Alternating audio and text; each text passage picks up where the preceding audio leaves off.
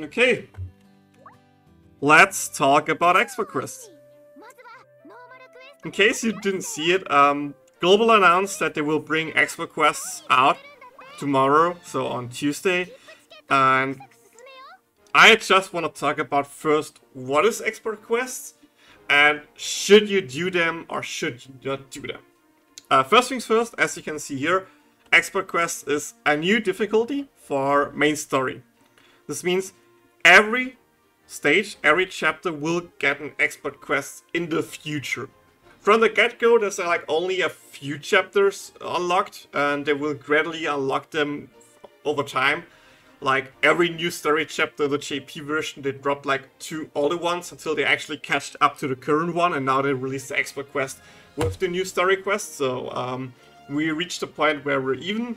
I'm not 100% sure how Global will do it, but I'm pretty sure it will also be like not every stage will be unlocked, and you will probably unlock them over time as well. So let's look how expert quests actually look like. There are 2 stages per chapter, and these chapters are actually kinda tough, not gonna lie. But not too tough. These are a challenge, and you should prepare a proper team for them, but it's not like, oh yeah, you will need to whale or something like that to beat them. They're still good to do. You can probably also do them on auto as well. It's just you should prepare for the proper element, and maybe for some stages actually have some idea. Like, there was a bug in Global a while ago where we actually got expert quests through a glitch to play. I played them back then, and there was like one stage with the Winter Shogun, which was really hard to full star clear, and I actually reset it a lot until I finally did it with the current team we have. But since then a lot of time has passed. We have 140, we have fast units, we have more trials, we have better weapons and stuff like that, so I'm pretty confident we should do this stuff kinda easy, but at the same time don't just throw any team at them, because you only have 1 try per stage. If you quit out of it before you finish it, you don't lose the trial, so you can just quit out, for example, if you think you can max clear it and try it again. But keep that in mind, that is only like 1 run per day, so if you don't 3-star it, you will need to do it in the next day. After that, you can simply skip it. Talking about skipping, there's an actually really simple trick to skip them, and it's with these materials. So if I click here, for example, and scroll down, you will see all the expert quests right here. If I click on mass skip, I can also select these and these. So this is my go-to routine, for example. Select them all, and with that, maybe some hard quests from the event will be selected, but besides that, all expert quests are in here. Literally every expert quest. So once you unlock them, remember to skip them daily. Yes, I recommend skipping them daily. Why? Because they drop 2 to 3 stuff. The first stuff that's 100% there from the get-go are the expert quest coins. Let me select them here. And what you can do with them is you can get character bond food, so to grind them more. There will also be other stuff like normal stamina beef, which is kind of good. Some slaps in case you need them. Some skip tickets, it's also pretty good. And these crystals. These crystals are for the new elemental weapon. And yes, the new elemental weapons are really, really strong. And you want to have them and push them ASAP. And for 1 full weapon, you need exactly 50 crystals. You need 20 to craft them. Level 1 to 3 is no crystals needed. For level 4 you need 5 crystals. For level 5 you need 10 crystals. And for level 6 you need 15 crystals. So that's 30 to upgrade, 20 to craft, 50 total. And you can only get them as random drops from expert quest. And through the shop here, you can buy up to 10 crystals per day. Not per day, per month. And every month they will reset. I don't know yet if the new weapons will be there tomorrow. They haven't talked about it in the announcement, either because they forgot or they actually still locked it behind. But as far as I know, in the JP version, I think the elemental weapons were there from the get-go.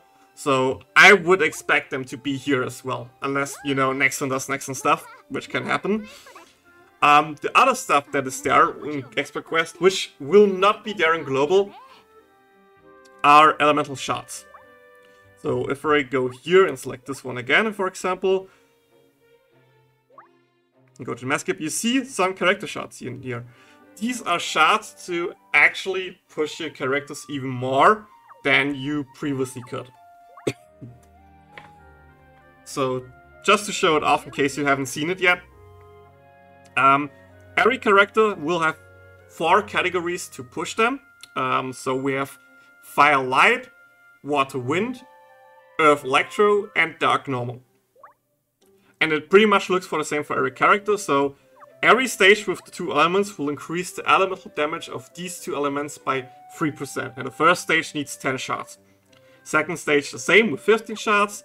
The third stage will increase the physical and magical defense, I think it was. Maybe it was attack, I'm not sure. Fourth stage, also elemental. Fifth is, no, this one is attack. So this is defense, this is 10 physical and magical attack. I think some characters just have like both 10 physical attack and magical attack or different stats. So the stats can maybe change. Don't pin me down on that, I'm not 100% sure. But some stats increase, elemental increase. The second to last stage is actually 50 HP and 1 speed boost, which is really, really cool to know. And the last one is just 3% damage increase for every element. So if you have a max character like I have here in Kazuma, where like you see here everyone is 8 out of 8, so everything is increased, you will have 24% bonus damage on every element. So the first thing to do here is to check which units do you have the character, or which units are good of the character, and prioritize them. For example, with Aqua, you 100% want to focus on water for her fast unit. Maybe also after that some light buffs. For Kazuma, for example, we have Electro and Wind, which is kind of sad because it's 2 split. But try to unlock it until like maybe stage 3 or 4. After that, focus on 1 stage alone, get it to 8, because the last stage will cost 80 shots. That's like pulling 5 times a 4-star character rarity out of that. So yes, you can also get shots from pulling characters. That's why some people actually hoard their 4-star tickets. But yeah, that's another way to increase your characters. This feature came in later than Expert Quest and JP, so I don't expect shots to be here. But keep in mind, they will eventually come. You will eventually grind them with them, so it's better to start rotation ASAP. Simply because you want these elemental crystals. You really, really want these elemental crystals to make you good weapons ASAP. Like the first goal would probably be Water Scepter for Fast Aqua if you have her, or like another Fire Staff for Megumin to have higher explosion damage. If you want to prepare, it's rumored that Fast Chris will come around Xmas, like they did it with JP version. She would love a Wind Dagger, for example, so maybe focus on that as well. There are a lot of options to choose from, so look what units you have, look what's the strongest units in your team, and then probably push towards that. I think that's the best advice I can give in that regard. Just to complete it, let me show you what elemental weapons actually looks like. You will need the base weapon to craft it, so if I select the fire sword, for example here, you see I need 1 time the fire shot and 20 crystals, and then the upgrade just goes as a set. And what are they actually doing? So let's look at the normal fire sword, for example. It just says like 12% up to 13% on the last stage fire damage bonus, and the new fire sword has 13 to 14% fire damage bonus. But if you're above 70% HP, it will be increased to 90%. Also, the attack stats of the max swords will be way better. Dagger actually has the kind of same effect, so more damage, but if the enemy has a debuff actually, so like Rash Red is applied and stuff like that. The healing stats are actually interesting because these are also damage increase, but also increase your healing by 8 up to 10% at max level. So for example, Fast Aqua can even heal more. Mage stuff I think are the same as swords, so HP condition, yep. And for spears, it's also the HP condition. So it's simply just like the dagger and the healing stuff that is different.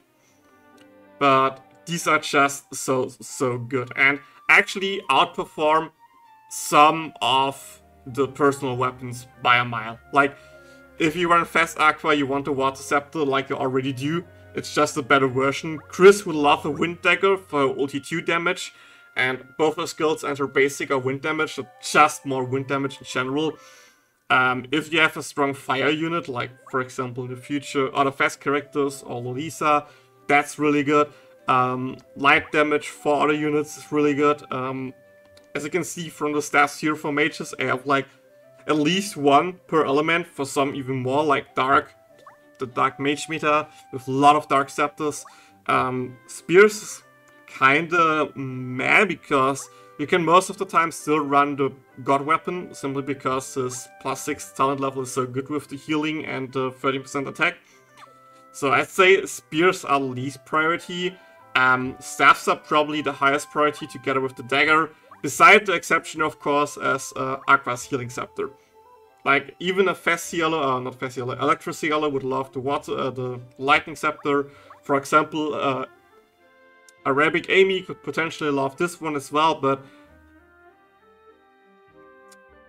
it's not that much worth than the damage you get from other weapons. So I'd say if you have Fast Aqua, probably this one.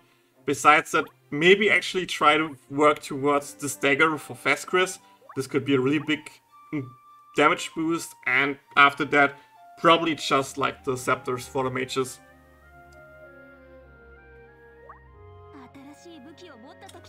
That's also a reason, by the way, why you kinda don't focus that much on swords, because swords have the fast weapon, which is the fast weapon like Shinjimaru, which is just such a good sword. Yeah, I will make this whole thing in a YouTube video, so people on YouTube can rewatch it, I think. But I think that sums it up. So to recap, expert quests will come. These are a little bit tougher than hard quests, but if you make a proper team, it should be doable. You can do one run per day, so skip them through the smith and select the 3 materials I showed in the video. Do them every day because you will get the coins, which you can exchange for either bond food or more crystals. And you also get crystals from doing them. With these you can make really strong elemental weapons, unless Nexon delays it and go riot. And there will also be elemental shards on them in the future, probably not from the get-go. So don't expect to see them yet, I think at least. And try to bring it into routine. Count how many stages are there, how much stamina you need for them. And just calculate with that amount. Like if there are like 24 stages, that's like 240 stamina. So for example, use the add stamina plus like 4 from friend food, for example, to skip them every day. And still try to save maybe some bond food if you can, because with expert quests we will also get double affinity campaign again. So even more bond stuff, so nothing stops you from doing it. But yeah, if you like this video, please remember to like and subscribe. If you have any questions left and something was unclear, let me know in the comments. I will answer them ASAP. And yeah, have a nice day. See you next time. Bye bye.